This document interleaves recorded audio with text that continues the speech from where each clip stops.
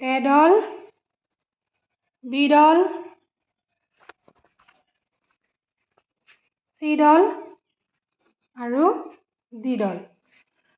আজি আমি জনভাগিদাৰী উপলক্ষে আজি আমি যি অনুষ্ঠান পাতি আছিলোঁ, আজি সেই অনুষ্ঠানৰ আজি আমাৰ তৃতীয় দিন।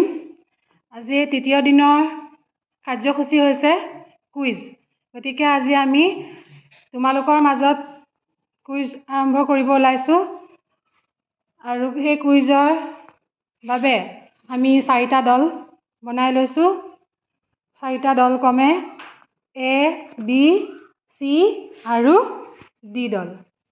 কাৰণ আজি ছাত্ৰ ছাত্ৰীসকল সকলো উপস্থিত নহয়, সেইবাবে কম ছাত্ৰ ছাত্ৰী হোৱাৰ বাবে আমি আজি কম সংখ্যক ছাত্ৰ ছাত্ৰীৰেদি দল বনাব লগা হৈছে।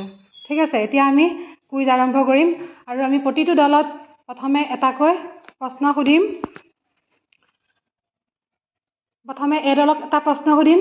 সেই প্ৰশ্নটোৰ নম্বৰ থাকিব 10 নম্বৰ।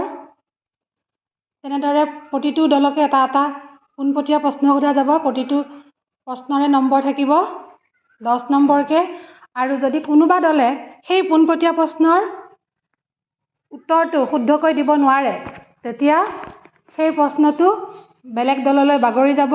যিটো দলে শুদ্ধ উত্তৰটো দিব পাৰিব তেওঁলোকে 5 নম্বৰ পাব। কাৰণ সেইটো বাগৰি যোৱা প্ৰশ্ন, সেইবাবে সেইটো নম্বৰটো 5 নম্বৰ কমি যাব। ঠিক আছে, এতিয়া আমি কুইজ আৰম্ভ কৰিম দেই। তোমালোকে সকলোৱে সাজুনে? ঠিক আছে, হ'ব।